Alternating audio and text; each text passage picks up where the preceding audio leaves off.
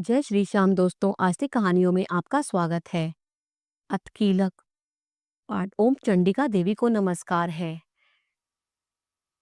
यह कीलक का पाठ जो अर्गला स्तोत्र और देवी कवच के बाद सुनता है, उसे देवी माँ की असीम कृपा प्राप्त होती है। यह नित्य प्रति 9 दिन देवी का पाठ अवश्य करें। जय माता की।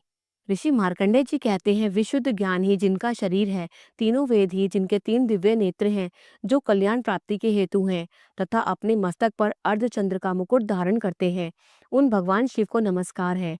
मंत्रों का जो अभिकीलक है, अर्थात मंत्रों की सिद्धि में विघ्न उपस्थित करने वाले शाप रूपी कीलक का जो निवारण करने वाला है, उस सप्तशती स्तोत्र को संपूर्ण रूप से जानना चाहिए।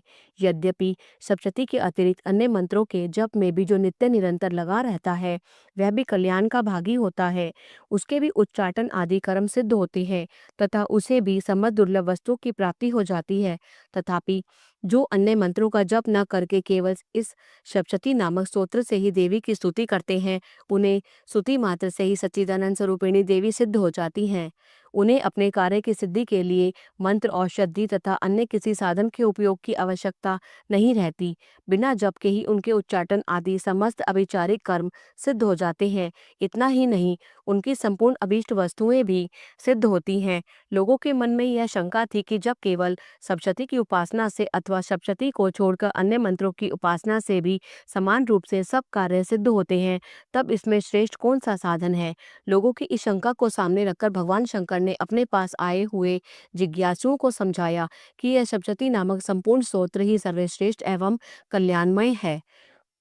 तदनंतर भगवती चंडिका के सप्तशती नामक स्तोत्र को जो महादेव जी ने गुप्त कर दिया।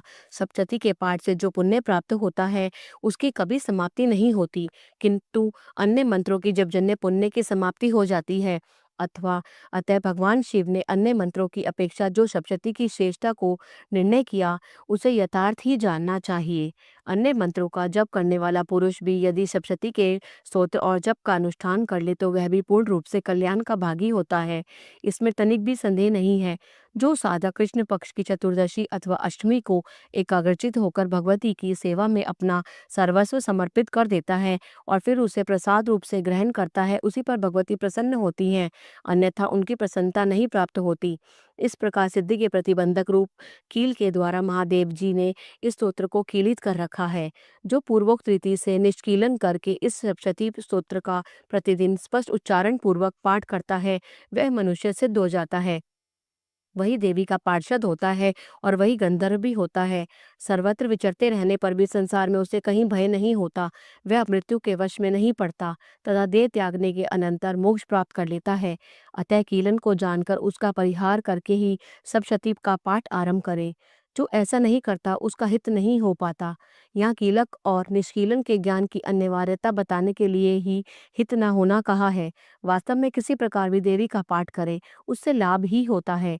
यह बात वचनांतरों से सिद्ध होती है।